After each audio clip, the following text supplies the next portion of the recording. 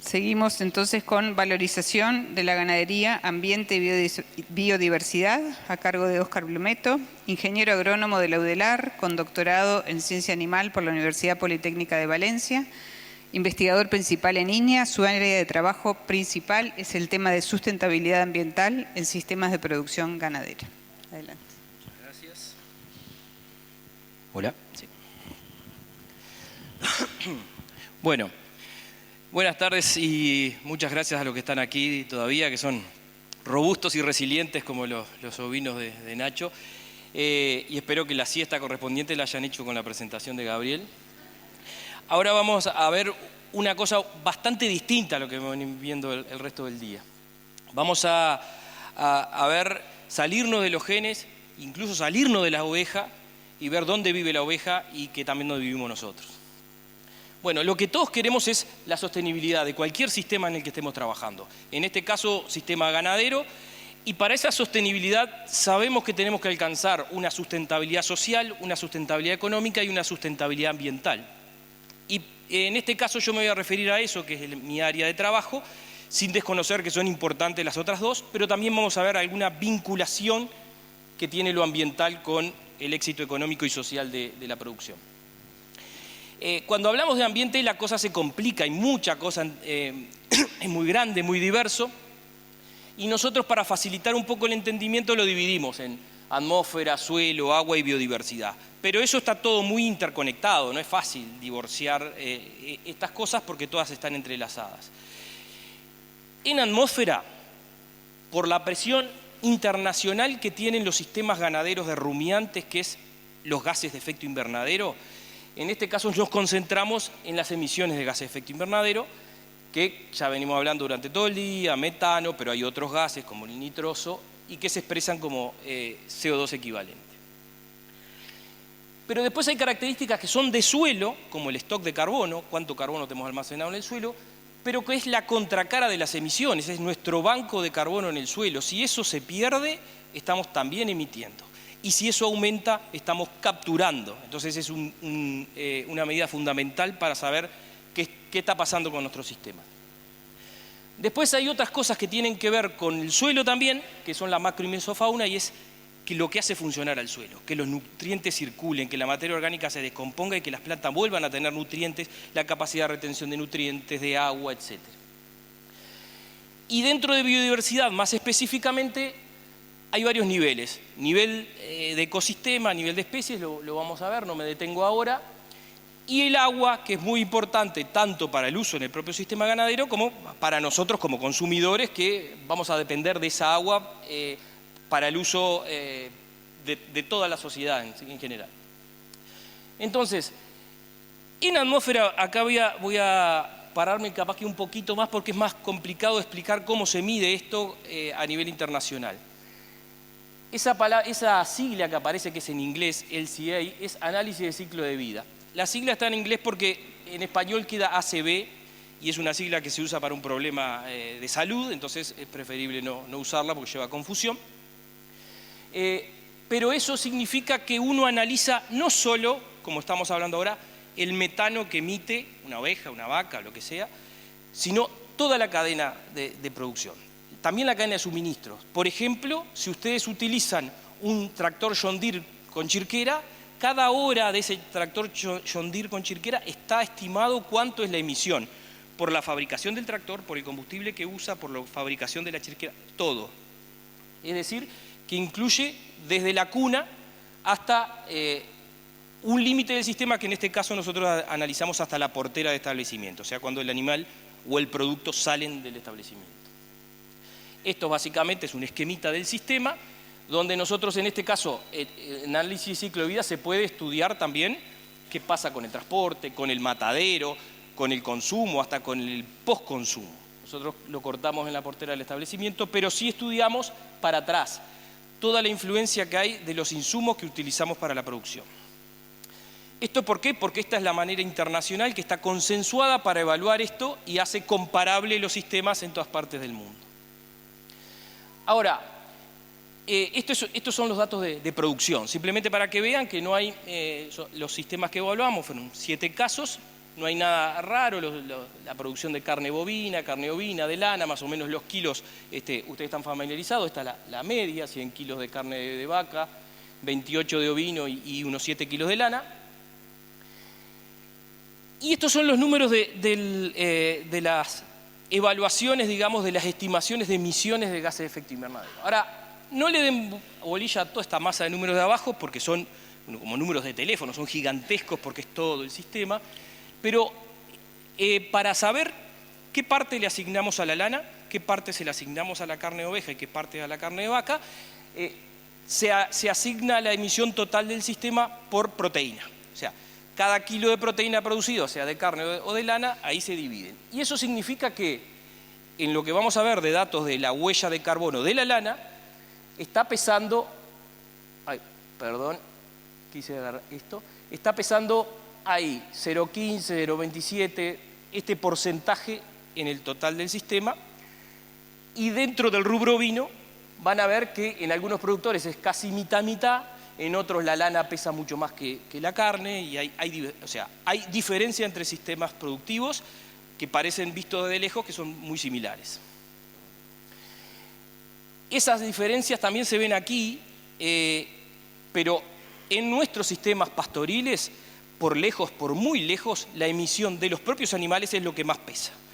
Sobre todo metano, pero también óxido nitroso. Y en la barrita azul de abajo está lo que pesa los insumos, las raciones, fertilizantes, todo lo que se usa. Es decir, en nuestros sistemas eso pesa muy poco. Es importante, hay que cuantificarlo, hay que reportarlo, pero no pesa mucho.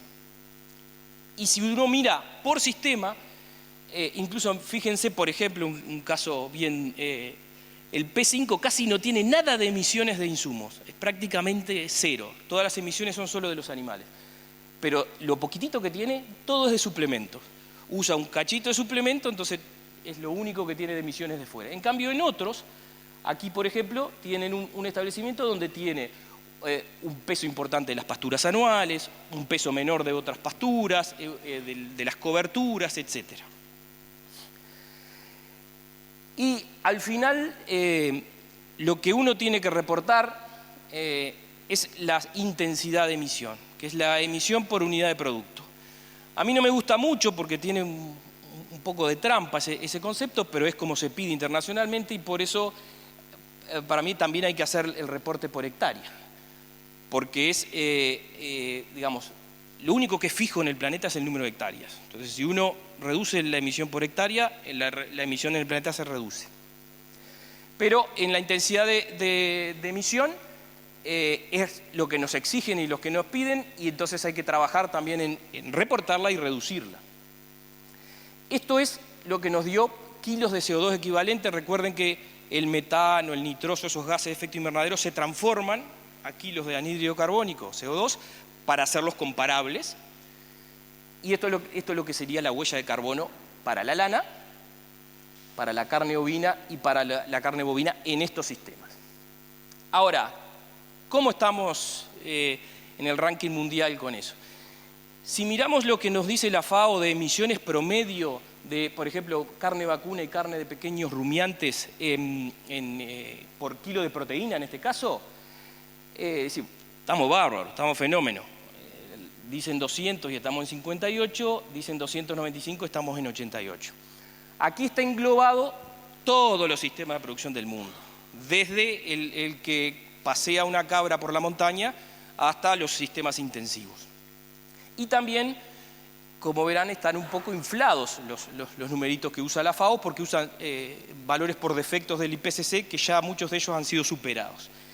Ahora, si comparamos nuestros sistemas pastoriles con sistemas pastoriles de otras partes del mundo, medidos de la misma manera, ahí cambiamos un poquito. Nuestra media está acá.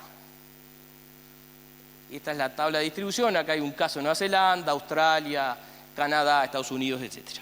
Por supuesto que tenemos productores o sistemas que están de media tabla para abajo, bien a media tabla y alguno un poquito, pero también tenemos de este lado.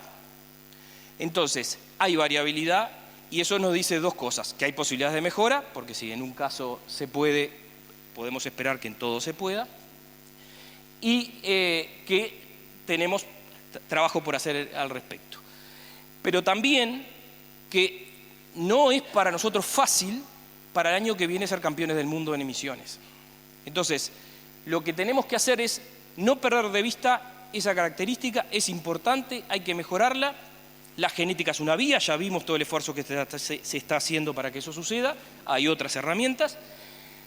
Y por suerte esta señora, que es bastante más influyente que yo, ahora en los más altos foros internacionales está diciendo, ojo con el túnel de visión del carbono, que por concentrarnos en el carbono solo, nos olvidemos de todo el resto. Y en este caso, me parece bastante gráfico esto. Le voy a explicar cómo funciona. Esto es un esquema de límites planetarios. Es decir, imagínense que ustedes le dicen, tienen que cruzar el desierto en 5 días. Y le dan 10 litros de agua y le dicen, 2 litros de agua por día es suficiente para que vos cruces el desierto sin problemas. Bárbaro, empezaron 2 días y te tomaste 8. Bueno, no te va a dar para cruzar el desierto porque te consumiste los recursos antes de tiempo. Esto también funciona así, si uno está dentro de este círculo verde, es que todavía está dentro del, estamos hablando de la economía planetaria, no solo de la actividad agropecuaria, por supuesto, esto es todo. Todavía está dentro del espacio de maniobra y que estamos bien, no nos consumimos más agua de la que podemos.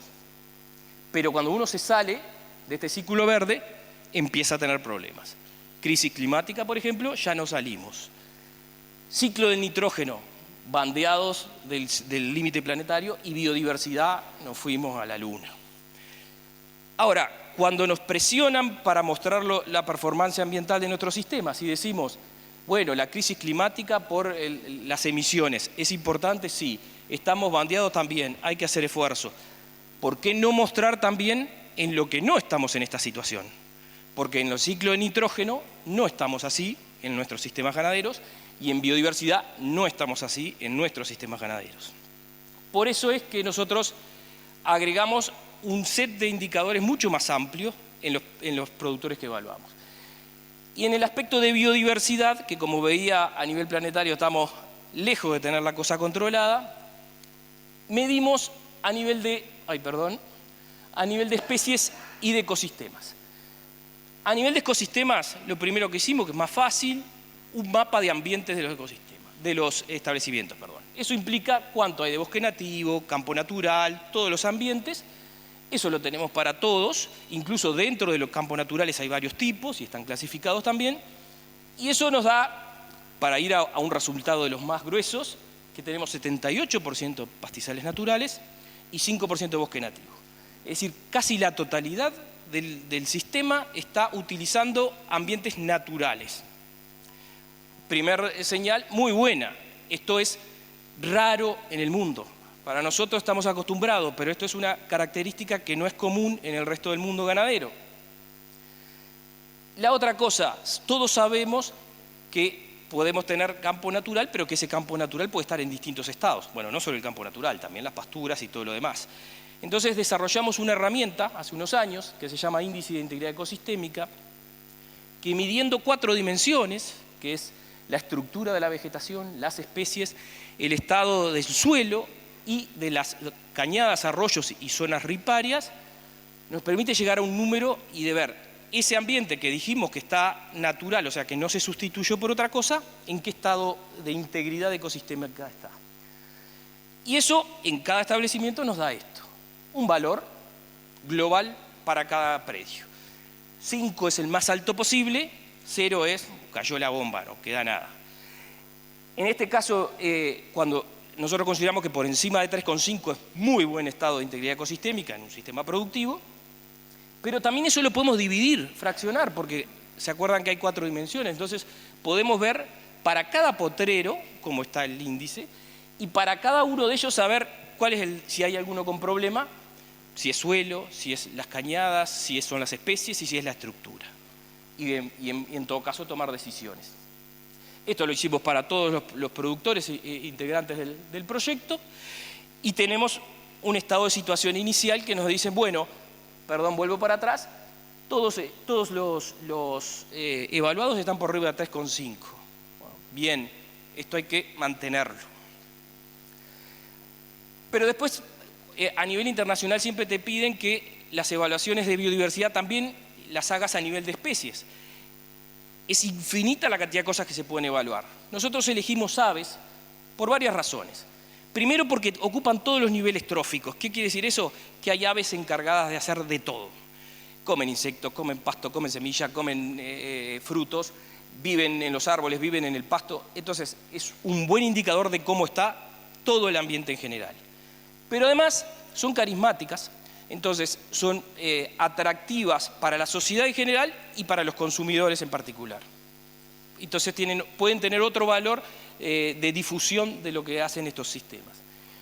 Y simplemente, no nos vamos a parar en estos números porque podrían llegar a ser largos, en el total del proyecto encontramos 161 especies viviendo en estos sistemas productivos, con índices de diversidad, créanme que esto es alto, 4,51 es un valor bueno, y sí, por supuesto, se nota claramente que la riqueza, que es el número total de especies en campo natural y bosque nativo, es más alto que cuando empezamos a modificar, cuando tenemos pasturas o, por ejemplo, plantaciones de eucaliptos. Y también, dentro de esa enorme lista de especies, tenemos las que son prioritarias para la conservación. ¿Y por qué importa esto? Porque Uruguay tiene esto, una lista de especies que por alguna razón requieren un esfuerzo especial en conservación, y aquí el sistema productivo o los sistemas productivos están aportando a esto cuando en otros países este aporte solo lo hacen los parques nacionales. Entonces es un aporte, una contribución en la cual también puede ser valorada. Y también dentro de biodiversidad, pero metiéndose en el suelo, que es el soporte del sistema productivo, evaluamos los cientos de miles de bichitos que viven en el suelo. Que esto ya nos importa a nosotros, no para vender, sino para decir, bueno, el suelo está funcionando, va a seguir funcionando, va a seguirnos dando el soporte de la producción. Estos bichitos son los responsables de que todo funcione, de que la materia orgánica se descomponga, que se airee el suelo, etcétera, etcétera. Y acá, dentro de todas las cosas que se pueden ver aquí, yo quería concentrarme en esto. Hicimos una tortita separando por grupos funcionales, es decir, a qué se dedican estos bichitos. Y me paro aquí porque es una de las cosas más importantes, esta azul, que corresponde con el azul de la torta, pequeña proporción, pero son los considerados ingenieros de suelo. Estos son los que hacen todo ese trabajo de mantener las propiedades físicas del suelo y son muy importantes.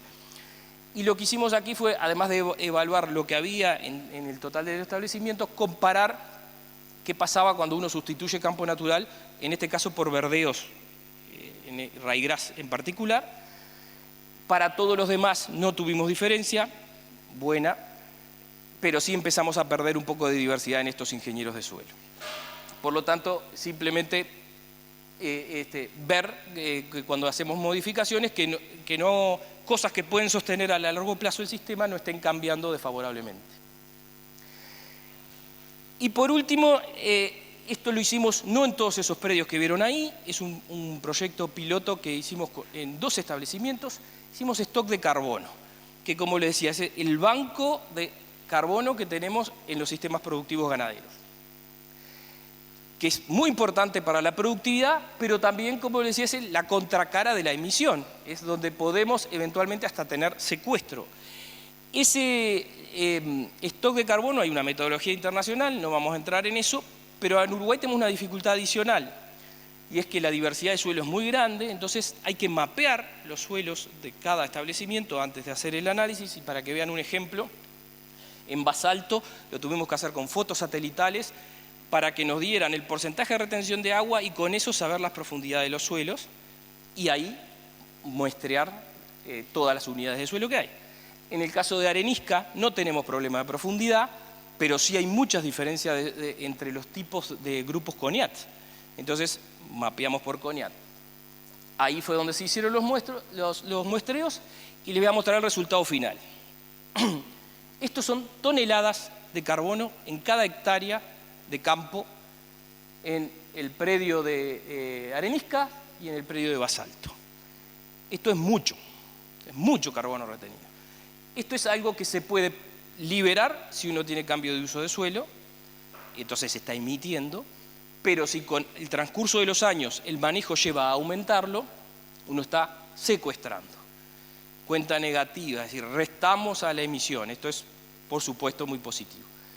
Pero además de esto, de lo del suelo, le podemos agregar el stock de carbono que tenemos en el monte nativo. Nada más ni nada menos que 117 toneladas por hectárea de bosque. Esto es en la parte aérea. No está incluyendo el suelo, que también el suelo del bosque nativo está conteniendo carbono. Y las raíces. Las raíces de los pastos también están como, digamos, son pasturas permanentes, los campos naturales siempre tienen raíces, también hay mucho carbono retenido ahí. Y por último, el agua. En el agua usamos un índice de integridad de calidad de agua, que compone muchas cosas, turbidez, oxígeno, un montón de parámetros que son importantes, pero al final nos da un numerito que va del 1 al 100 y nos dice en qué nivel de calidad de agua estamos. Hay muchos índices de calidad de agua, nosotros adaptamos uno especialmente, y estamos en todos por arriba de 90 o casi 90, bien, alguno un poquito más bajo, que tiene que ver con actividad agrícola, pero bueno, por suerte, hoy por hoy, en este caso no tenemos, en estos sistemas no tenemos mucha preocupación. Y para cerrar el tema de la valoración, más allá de la utilidad que tenga para el propio sistema o para el resto de la sociedad, la valoración que puede llegar a ser económica. Varias de estas cosas que vimos, casi todas, están incorporadas ahora en una experiencia piloto de una certificación de sistemas de producción para una demanda específica de mercado. Es decir, no es estamos haciendo esto por si sale algo, ya existe la demanda específica de mercado para estas lanas de buena calidad, es ganadería que siga los principios de la agricultura regenerativa. Para los sistemas nuestros extensivos, nada complicado. No tenemos que hacer mucho invento para prendernos en estos principios, y eso es una demanda real que existe. Y en este caso la vamos corriendo de atrás. Está la demanda y nos faltan más mediciones, más productores con esa foto que decía Gabriel evaluada para poder aprovechar esa oferta. Señores, Quantis es una certificadora internacional que lo que procura es eso, verificar que los sistemas cumplan con lo que dicen que hacen, y en este caso trabajando con nosotros, que somos, digamos, los garantes nacionales de las mediciones que se toman. Y por lo tanto, para terminar esto, quería agradecer a todos los productores que formaron parte de este trabajo, que sin ellos no lo podríamos haber hecho, y también, como ven, es muy interdisciplinario, hay muchas cosas, de muchos tipos, entonces necesitamos la colaboración de otras organizaciones, de otras instituciones, que por suerte la tenemos. Y bueno, quedo totalmente a disposición por consultas, preguntas. Los reclamos, por favor, referirse a Nacho de Barbieri o Chapesoni. Otra vez las instituciones que hicieron posible este proyecto, y muchas gracias por su atención.